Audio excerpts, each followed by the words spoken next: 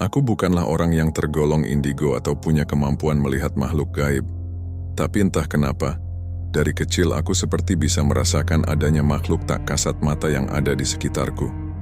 Berikut aku ceritakan sepenggal kisahku.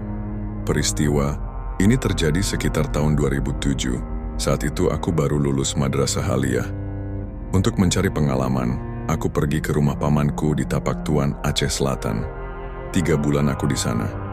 Kemudian pamanku berencana pindah kontrakan untuk mencari suasana baru. Tak lama berselang, akhirnya kami pun pindah.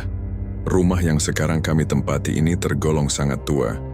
Terdiri dari 2 lantai, dan di setiap lantainya hanya ada 1 kamar yang ukurannya menurutku terlalu besar, sekitar 6,6 meter. Sudah puluhan keluarga mungkin pernah ngontrak di rumah itu sebelum kami. Hari pertama kami melakukan bersih-bersih sebelum pindah. Sebenarnya aku sudah bisa merasakan ada hawa yang lain di rumah itu, tapi aku enggan mengatakannya pada pamanku. Malamnya, karena kelelahan, aku pun tertidur pulas di kamar atas bersama seorang sepupuku yang cewek bernama Zahra. Usianya hanya terpaut 2 tahun di bawahku. Kami memiliki kebiasaan yang sama, yakni tidak bisa tidur dalam keadaan terang benderang. Jadi kami tidur dengan mematikan lampu kamar, sehingga menjadikannya gelap gulita. Gangguan dari makhluk itu langsung aku rasakan. Di antara sadar dan tidak, aku melihat sesosok tinggi besar yang tengah berdiri di sudut tangga, karena kebetulan pintu kamar belum tertutup. Sosok itu berpostur tidak wajar dengan mata merah menyala dan rambutnya yang gimbal. Sosok itu terus menatap ke arahku. Sontak aku ketakutan dan bermaksud membangunkan Zahra, tapi tubuhku tak mampu bergerak, suaraku juga tak bisa keluar. Padahal aku sudah berteriak, tapi justru suaraku hanya tercekat di tenggorokan saja. Alhasil aku hanya bisa pasrah dan berdoa sambil memejamkan mata dan sesekali melihat ke arah makhluk itu, berharap makhluk itu sudah tak ada. Beberapa saat kemudian akhirnya makhluk itu benar-benar lenyap dari pandanganku, bersamaan dengan berakhirnya ayat kursi yang kubaca. Aku pun bisa bernafas lega. Aku lalu membaca doa sebelum tidur dan melanjutkan tidurku kembali. Siangnya, aku melanjutkan rutinitasku seperti biasa dan menganggap itu hanya bentuk perkenalan dari makhluk yang lebih dahulu menempati rumah ini sebelum kami. 3 minggu berselang, aku tak lagi mengalami gangguan. Sampai pada suatu hari, kebetulan hari itu kami berwisata ke air terjun dan sampai di rumah saat menjelang maghrib. Kami pun mandi secara bergantian. Aku mendapat giliran terakhir karena kebetulan hari itu mengalami masa menstruasi. Jadi aku mengalah karena yang lain mengejar waktu maghrib, sedangkan aku tidak sholat. Aku pun mempercepat mandiku karena memang aku tak pernah mandi saat maghrib, apalagi dalam keadaan kotor seperti itu, di mana saat-saat seperti itu rentan dengan gangguan makhluk gaib. Saat aku hendak memakai handuk, samar-samar aku mendengar seseorang memanggil namaku. Awalnya lirih dan kupikir itu suara sepupuku yang cewek. Tapi ketiga kalinya benar-benar jelas bahwa itu bukan suara sepupuku. Karena penasaran, aku pun menyahuti panggilan itu. "Siapa ya?" teriakku. "Ini aku, Kak Irma," sahutnya. "Ada apa?" tanyaku lagi. Tapi sudah tak ada sahutan lagi. Aku pun bergegas mengenakan handuk dan keluar sambil berpikir, siapakah Irma itu? Apa temannya Zahra? Sesampainya di kamar, aku pun bertanya pada Zahra yang baru selesai sholat, apakah ada temannya atau saudara yang bernama Irma yang datang? Dia pun heran dan menjawab tidak ada. Aku lalu menceritakan peristiwa di kamar mandi tadi. Malah dia yang ketakutan. "Kak, logikanya ya, ini maghrib gak mungkin ada orang yang berkunjung, karena kurang sopan berkunjung ke rumah orang waktu maghrib. Terus kakak lihat gak tulisan itu?" Tunjuk Zahra ke arah roster pelajaran yang ditempel di sudut langit-langit, tapi sudah kelihatan sangat usang. Aku pun heran, ada apa sama roster itu?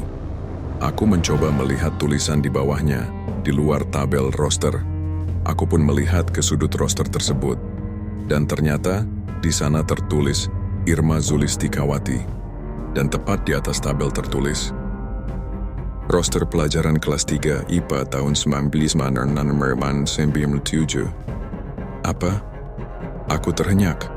Spontan Zahra merapat ke arahku sambil merangkul lenganku erat-erat. Tapi aku segera mengusai keadaan. Kamu ini kayak orang tak punya iman saja, habis sholat toh. Masa takut ama yang begituan? Takut tuh sama Tuhan, bukan sama hantu. Ucapku sambil tersenyum berusaha mencairkan suasana, walaupun sebenarnya bulu kuduku juga merinding. Keesokan harinya aku berusaha mencari tahu kepada tetangga tentang seorang anak yang bernama Irma itu. Mereka bercerita bahwa Irma itu adalah gadis remaja yang meninggal karena tercebur ke dalam sumur yang ada di dalam kamar mandi rumah kontrakan itu. Mereka malah heran, kenapa aku bisa tahu Irma? Aku hanya menjawab karena membaca tabel roster di kamar atas. 2 hari berselang, waktu menunjukkan pukul 16.30. Saat itu aku baru bangun dari tidur siang karena kebetulan hari itu hari libur, jadi aku sedikit santai. Aku berniat mengambil minuman ke dapur. Saat aku sedang menenggak minuman di depan meja dispenser, tiba-tiba aku melihat ada seorang anak kecil berusia sekitar 4 tahunan berlari dari arah pintu belakang rumah yang memang sedang terbuka. Anak itu berlari sambil mendorongku dari belakang hingga aku tersedak. Aku pikir itu adalah sepupuku, Haikal yang masih berusia 4 tahun. Dia terlihat seperti habis mandi, dengan hanya mengenakan cawet dan bedak yang bertaburan di punggungnya. Tapi kenapa aroma bedaknya begitu menusuk? Haikal, habis mandi tuh pakai baju dulu dek, baru boleh main. Ini belum pakai baju udah lari-larian, jadinya bau acem, ujarku. Tapi malah bibiku yang menyahut dari ruangan TV. Haikal dari mana nah? Kan Haikal belum pulang. Aku pun teringat bahwa sepupuku yang memang masih balita itu sedang ikut bersama ayahnya ke rumah saudaranya sejak tadi pagi. Dan rumahnya itu berada di kecamatan lain. Waduh, apalagi ini? Gumamku belum sempat aku berpikir jernih. Tiba-tiba aku melihat sekelebat bayangan aneh, seperti sosok perempuan mengenakan baju seperti daster dengan rambut tergerai sampai kaki. Bayangan itu seperti melayang dengan ringannya, namun kemudian melesat dengan cepat ke arah ruang tamu. Melihat itu aku langsung istighfar berkali-kali. Entah kenapa perasaanku mulai tak enak, puncaknya terjadi pada malam itu juga. Saat aku mulai terlelap, tiba-tiba aku terjaga karena melihat Haikal yang berlari-lari sambil tertawa di dalam kamarku. Dan saat aku membuka mata, tak ada siapapun di sana. Sengaja aku tak ceritakan ini pada sepupuku, Zahra yang tidur sekamar denganku, karena aku yakin dia pasti ketakutan. Akhirnya aku pun mencoba tidur kembali, walaupun sedikit sulit akhirnya aku terlelap. Namun ketenanganku terusik kembali.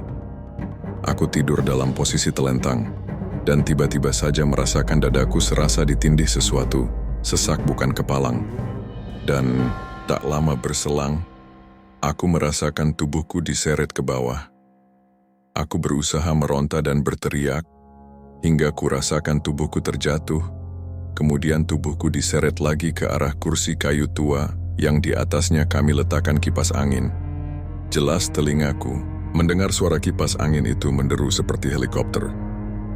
Aku berupaya melihat makhluk apa yang memperdayaku saat itu, tapi tetap tak kelihatan. Malah yang kurasa leherku dibelit kabel kipas angin yang tiba-tiba mati. Aku merasa makhluk itu makin keterlaluan. Aku pun mulai membaca ayat kursi, hingga tak lama kemudian aku mencium bau gosong dan tubuhku terasa ringan. Aku langsung tertidur di bawah kursi tua itu, dengan kondisi leher yang terlilit kabel kipas angin. Pagi-pagi sekali aku merasakan pipiku ditepuk-tepuk. Begitu ku buka mata, ternyata itu bibiku. Tiba-tiba aku sudah ada di tempat tidur lagi dan langsung istighfar. Bibiku berkata bahwa ia yang mengangkatku dari bawah kursi dan melepaskan lilitan kabel di leherku. Katanya aku pingsan. Bibiku pun bertanya kenapa aku bisa dalam posisi seperti itu. Aku pun menceritakan kejadiannya, dan dia pun menambahkan bahwa tadi malam tiba-tiba saja Zahra lari dari kamar dan berkata bahwa saat ia memelukku sambil tiduran, bukan aku yang dipeluk, melainkan pocongan yang amat besar. Maka dari itu dia langsung lari dari kamar dan memilih tidur dengan orang tuanya. Siangnya kami mendatangkan seorang ustadz ke rumah, dengan tujuan membersihkan rumah itu agar kejadian yang nyaris membunuhku semalam tidak terjadi lagi. Kami mengadakan pengajian dan mengundang para tetangga di pengajian itu. Dari mereka juga, Kami mendengar bahwa di kamar tempat aku dan Zahra tidur itu pernah ada seorang wanita yang meninggal karena melahirkan. Dan katanya lagi arwah wanita itu sempat meneror kampung tersebut selama 40 hari, tapi sekarang sudah tidak lagi. Pak Ustadz menyarankan pada kami bahwa kami harus sering membacakan surat Yasin di rumah itu. Aku juga dianjurkan untuk tidak mematikan lampu saat tidur. Semenjak kami sering membacakan surat Yasin sehabis sholat, aku tak pernah lagi mendapat gangguan dari makhluk halus di rumah itu.